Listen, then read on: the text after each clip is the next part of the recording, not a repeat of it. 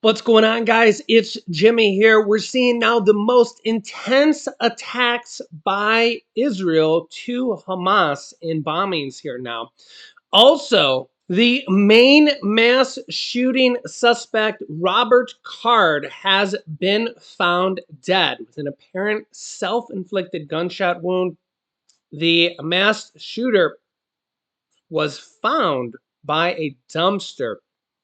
So, tens of thousands of people in Maine have breathed a sigh of relief as they were uh, literally scared to death in their homes.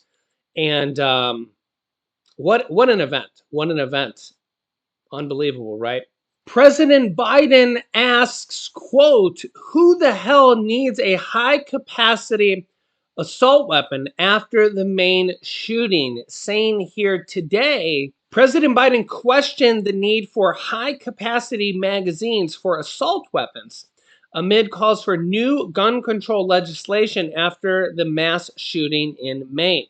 Saying, quote, "Who the hell needs an assault weapon that can hold, in some cases, up to 100 rounds?" Biden said at a campaign reception. His comment comes after the gunman killed at least 18 people and injured 13 more in Lewiston, Maine on Wednesday evening, over 30 people in total, sparking renewed calls for gun control legislation and an assault weapons ban. Biden said, quote, "I once again call on Republicans in Congress to fulfill their obligations to keep the American people safe. Until that day comes, I will continue to do everything in my power to end this gun violence epidemic. The Lewiston community and the Americans deserve nothing less," end quote. After the shooting, Maine politicians committed to pursuing gun control legislation, including Congresswoman Senator Susan Collins, a Republican, said Congress should pass a limit on high-capacity magazine, and Representative Jared Golden, a Lewiston native, wow, went a step further and backed an assault weapons ban. Golden previously opposed the ban, but now changed his mind after the mass shooting, saying, quote, "Out of fear of this dangerous world that we live in my determination to protect my own daughter and my wife in our own community," wow, that really hits home, "because of a false confidence that our community was above this and that would be in full control, among many other misjudgment. I have opposed efforts to ban deadly weapons of war like this assault rifle used to carry out this crime." Quote, The time has now come for me to take responsibility for this failure, which is why I now call on the U.S. Congress to ban assault rifles like the one used by the sick perpetrator of this mass killing in my own hometown of Lewiston, Maine. For the good of my community, I will work with any colleague to get this done in the time that I have left in Congress. Next up, the Israeli defense minister says the Gaza war has entered a new stage with an expanded ground operation. Take a look at what is happening. We are closely watching an escalation in the Israel-Hamas war. An IDF spokesperson says Israel is, quote, "increasing the ground operation in Gaza." And overnight, we have seen a major increase in bombings. NBC News has been reporting from the area for more than 2 weeks, and tonight has been the most sustained bombing that has been heard to date. Earlier today, we heard this from Prime Minister Benjamin Netanyahu's senior advisor. We are beefing up the pressure on Hamas. We're hitting them hard. We'll be hitting them harder. And the goal, as I've said to you in a previous broadcast, is to destroy the Hamas military machine and to dismantle its control over Gaza. We're beefing up the pressure, and they'll be feeling it more and more. Hamas will pay for its crimes against humanity. Hamas will pay for slaughtering our people. And tonight, we are starting payback. Let's get right to NBC's Ellison Barber, who is at the Israel-Gaza border. Ellison, it's early morning hours there. Tell us about what you experienced last night.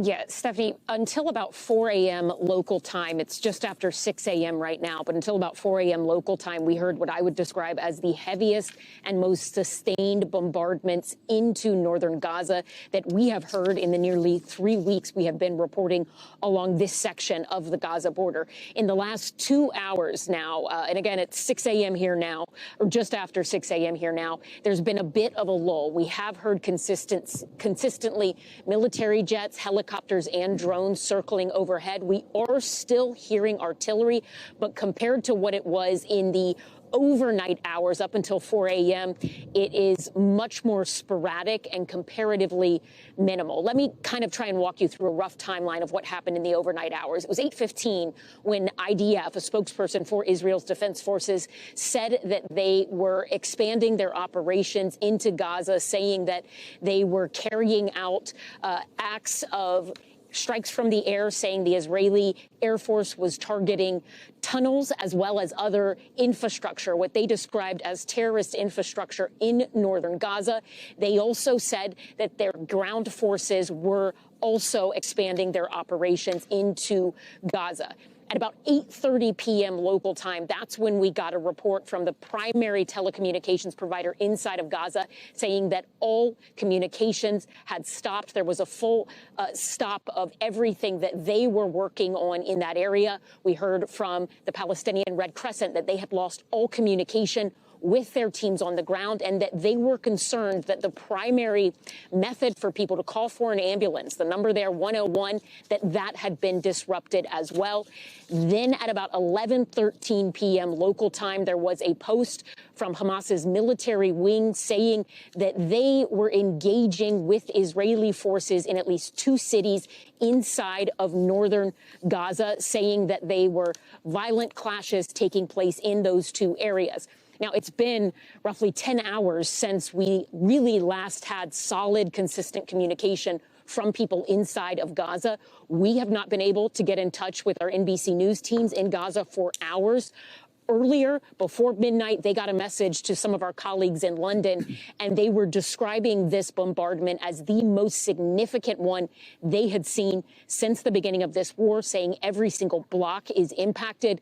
They said that people, Palestinians, civilians inside of Gaza, were taking the dead and injured, trying to get them help on trolleys and in tuk-tuks. We're hoping, you hear some of that booms behind me now, we're hoping we're going to get more information, Stephanie, as the sun starts to come up here in the next 45 minutes or so. But I cannot put into words. I'm going to let you just listen to this for a minute. So this is kind of what it was like nonstop throughout the night. It's starting to pick up again in the direction. Gaza is just behind us. It's very hazy, so it's difficult to see. But often when we start hearing that artillery bombardment like that, we'll see the skyline start to light up. It's difficult to see right now because of the weather here, but we're starting to hear that start again. But again, I would say the heaviest, most significant bombardment we heard lasted until about 4 a.m. local time. The last 2 hours has been a little quieter, but you hear that. It just sounds like rolling thunder, and then we're starting to hear some of the military helicopters overhead as well. But the total blackout of information coming from inside of Gaza has been something that we have not seen since this war began. NetBlocks, which is a cybersecurity monitoring group, when they were tracking this, they said this was the most significant internet disruption they have seen inside of Gaza since this war began. We're talking no landlines, no cell service, and no internet. The question, and what we are going to have to see in the morning, is what does that mean for civilians who are possibly calling for help, trying to get information as this bombardment moved in? Israel has said their goal with this war is, one, to bring home the 200-plus hostages that are still inside of Gaza and reunite them with their families, and also to completely eradicate Hamas from inside of Gaza so they never have the ability to carry out a terror attack like the one that took place in Israel on October 7th. And honestly, you have to go back and remember the long-standing policy of many countries. You don't negotiate with terrorists, or really, I know that sometimes you do. And this is what happens when you attack a country out of the blue with two. And I get that there's a long-standing history. I understand that. But had they have not attacked the music festival and Israel with 2,000 missiles basically out of the blue, none of this would have happened. and they're still attacking Israel now. Okay? And we now have Hezbollah and basically Iran-backed militants attacking Israel still today. And there's a lot of groups calling for Israel to stop, but they have not stopped. Hamas has not stopped. And now Hezbollah has not stopped. So it's not just, oh, Israel stop.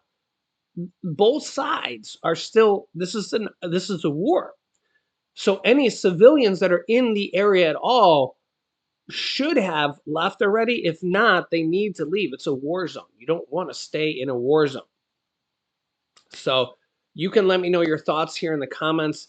I will keep you up to date. If you haven't yet, subscribe down below. Click the like button for us, and I will keep you up to date.